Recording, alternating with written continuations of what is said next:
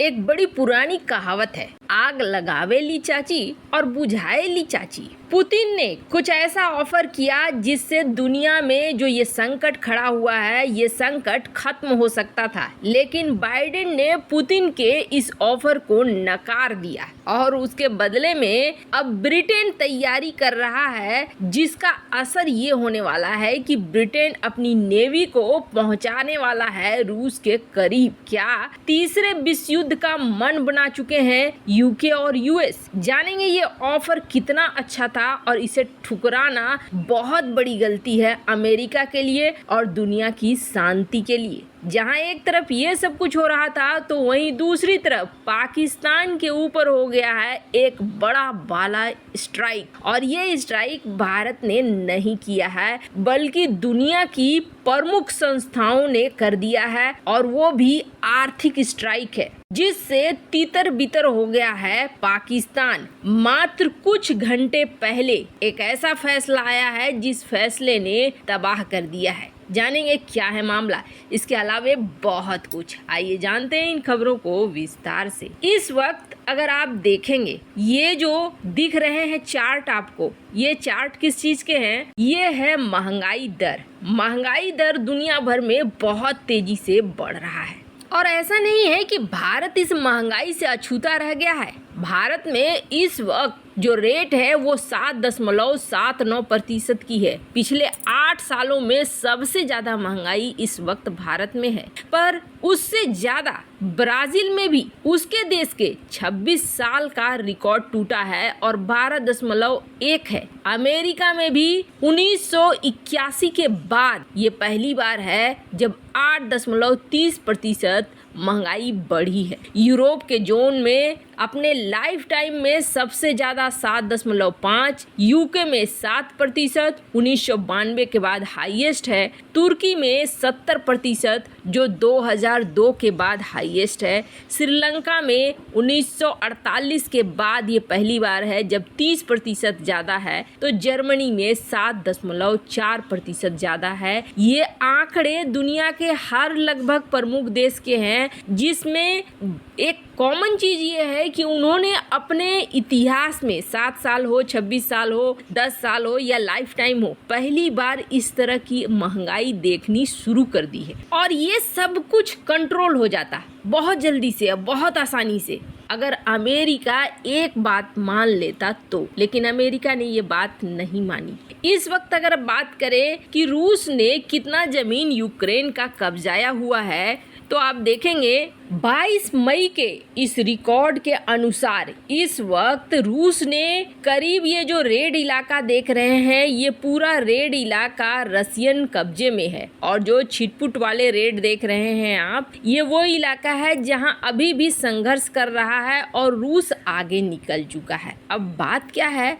बात ये है कि खार्किव के पास कई सारे पोर्ट है, और ये पोर्ट, और बात दरअसल ये है कि इस इलाके में बहुत सारे पोर्ट भी हैं जिन पोर्ट पर कब्जा हो गया है रूस का। और ऐसा ही ऐसा ही पोर्ट ओडेसा के आसपास में भी है। पर यहाँ पर लगातार हो रही है गोलीबारी। अब गोलीबारी की वजह से यूक्रेन के अंदर जो खाद्यान्न है वो खाद्यान्न बाहर नहीं निकल पा रहा है, ये एक्सपोर्ट नहीं कर पा रहे हैं। रूस ने एक ऑफर दिया। रूस ने ये कहा कि ठीक है, जो हमने पोर्ट कब्जा लिए हैं या फिर जो पोर्ट पर हम गोलीबारी कर रहे हैं वो सब कुछ हम बंद कर देंगे ताकि यूक्रेन से अनाज निकल सके और अनाज एक्सपोर्ट हो सके दुनिया भर में, और जिस तरीके से महंगाई फैली हुई है वो महंगाई न फैले। और आपको बता दें, अगर ऐसा होता है तो बहुत सारी चीजें सुलझ जाती। एक तो ये सुलझ जाता कि महंगाई का दर कंट्रोल होने की हालात में पहुंचने लगता, और दूसरा ये भी दिखता कि नहीं, अमेरिका और रूस आपस में बातचीत करने को तैयार हैं, यानी शांति हो सकती है।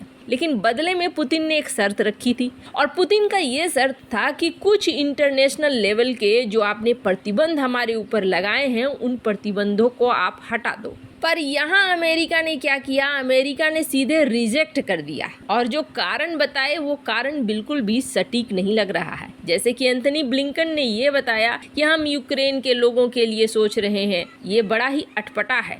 अगर आप यूक्रेन के लोगों के लिए सोच रहे हैं तो ऐसा है कि एक्सपोर्ट होगा तो उन्हें कुछ कमाई भी होगी, और सिर्फ यूक्रेन के लोग के लिए अगर आप सोच रहे हैं तो यहाँ शांति कर देते, न कि इस युद्ध को और ज्यादा बढ़ाते। इस वक्त जो अमेरिका का मूव है उसे देखकर बस यही लग रहा है कि किसी तरीके से हमें रूस को बर्बाद कर देना है, रूस को तबाह कर देना है, दुनिया जाए भाड़ में। चाहे महंगाई बढ़ रही है, चाहे कुछ भी बढ़ रहा है, लेकिन ये युद्ध जितना खराब हो सकता है उतने खराब हद तक ले जाना है। कुछ इसी तरह की नीतियां लग रही हैं इस वक्त अमेरिका की, क्योंकि अमेरिका ने जिस तरीके से पूरी महंगाई को बढ़ा दिया है और बढ़ाने के बाद अब जो ऑप्शन आ रहे हैं उसे भी स्वीकार नहीं कर रहा है, ये तो साफ दिखला रहा है। खैर, यहाँ अमेरिका की महत्वाकांक्षा है वो स्पष्ट है, पर वहीं दूसरी तरफ हमारा पड़ोसी बुरी तरीके से तबाह हो रहा है, और इस तबाही के पीछे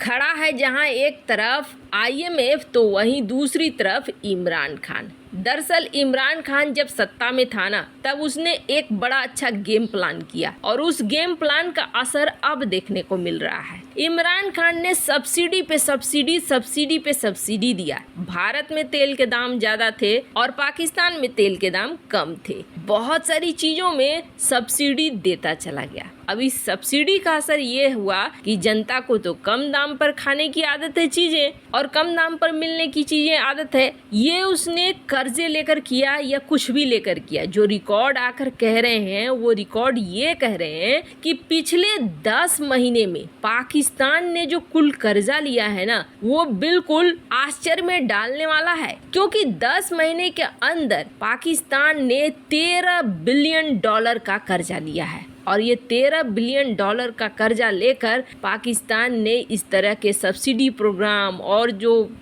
मलाई उनके अफसरों ने खाई, नेताओं ने खाई, वो अलग थी। अब हुआ क्या है, IMF ने रख दिया है शर्त। IMF ने कहा है कि नहीं भैया, हम आपको कर्ज देने से पहले देखेंगे, समझेंगे कि क्या आप हमें रिटर्न कर पाओगे या नहीं कर पाओगे, क्योंकि IMF जब भी कर्ज देता है तब अपनी शर्तों पर देता है। तब IMF ने ये कहा कि आप ऐसा करो, जो आपने सब्सिडी दी हुई है पेट्रोल और डीजल पर, इसे करो महंगा और इससे सब्सिडी हटाओ। अगर सब्सिडी हटाओगे तभी हम इस पर कर्ज देने के विषय में सोचेंगे कि हाँ आप दे सकते हो या नहीं दे सकते हो। अब हुआ क्या है, इमरान खान के समय IMF ने कहा था 25 रुपए महंगा करो, पर महंगा करने के बजाय 10 रुपए सस्ता कर दिया था इमरान खान ने। और बिजली को भी महंगा करने को कहा था, लेकिन बिजली को भी महंगा नहीं किया था। और अब ये हो गया है कि पाकिस्तान ने पेट्रोल डीजल को 35 रुपए प्रति लीटर महंगा कर दिया है। अब सरकार को जैसे ही ये ऐलान करना पड़ा है, वैसे ही साफ साफ दिख रहा है कि पाकिस्तान में अफरा तफरी का माहौल है। पर ठहरिए, अभी तो असली कार्रवाई बची हुई थी, और ये कार्रवाई कर दी है फॉरेन बैंक ने। फॉरेन बैंक ने बड़ा वाला स्ट्राइक मारा है पाकिस्तान के ऊपर,